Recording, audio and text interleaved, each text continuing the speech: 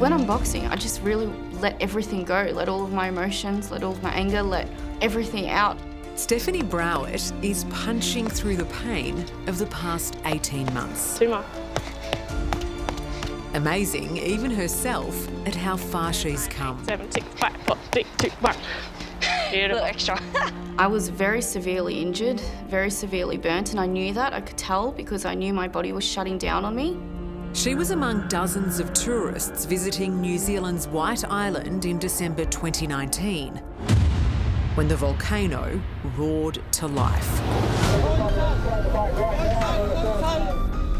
Jesus, man. That's terrifying. And this is what rescuers were confronted with as they flew into a cauldron of gas and steam. A catastrophic eruption that authorities should have seen coming. It killed 22 people, including her father Paul and sister Crystal, and left Stephanie in a coma for 3 weeks with burns to 70% of her body. My dad and my sister are always on my mind, especially when it gets tough. I wish they were by my side. I wish they could give me that push in person. I know my sister, she would tell me to get on with it and keep going and to not let anything stop me. What would they think of your boxing? My sister would probably think she could do better than me. She was always a hard hitter. So how's it feel? It's feeling a lot better. It's not as restricted. The 25-year-old's rehabilitation is a battle she's chipping away at every day. Her hand therapist, Edward Antonov, tracks even the tiniest improvements, and they all add up. It's 2 degrees more, Okay. 4 degrees more, 6 degrees more, and 6 degrees more. Okay. Yep. I'm happy with that. Yeah, well done. But her remarkable recovery could never have begun without a lifeline from a special group of strangers who donated their skin. I received skin from up to 12 people, a dozen. What does that gift mean to you? That gift means everything to me. They gave me my life. Every day I think of that and how my life was dependent on that donation being available. Stephanie, how are you going? I'm not doing too bad. Those life-saving skin graft surgeries were the first of numerous operations here at Melbourne's Alfred Hospital. Stephanie's plastic surgeon, Dr. Stephen Salerno, has been vital in helping her skin heal. These photos, I think, are about 6 months apart. And they're a lot, you can see here, there's a lot more purple and a lot thicker scarring. And as it's progressing, the scarring's getting a little bit less coloured.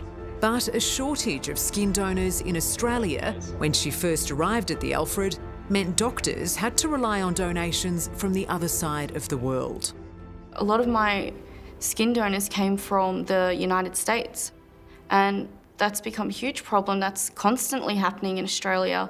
We had the Black Saturday bushfires where they had to order skin from overseas. We had the Bali bombings and we had a skin shortage then. So we need donor skin readily available. At the moment, there's about 1,800 people on the organ transplant waiting list, and some of those people will die waiting for an organ.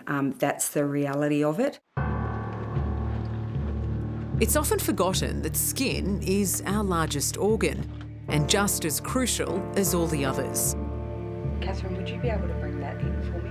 The demand for donations is even greater during the coronavirus pandemic, according to Lucinda Barry, the CEO of Donate Life.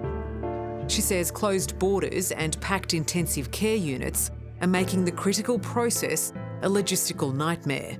We've seen a 16% decrease in the number of organ donors, which has meant a 12% decrease in the number of people receiving a transplant. And I think, to put that into perspective, about 150 less people received a kidney transplant last year. Steph, you've already achieved so much. What's next on your hit list? I'm hoping to get back to driving. Yeah, is that on the horizon? It is. That's one of my biggest goals, I think, just so I can get back my independence.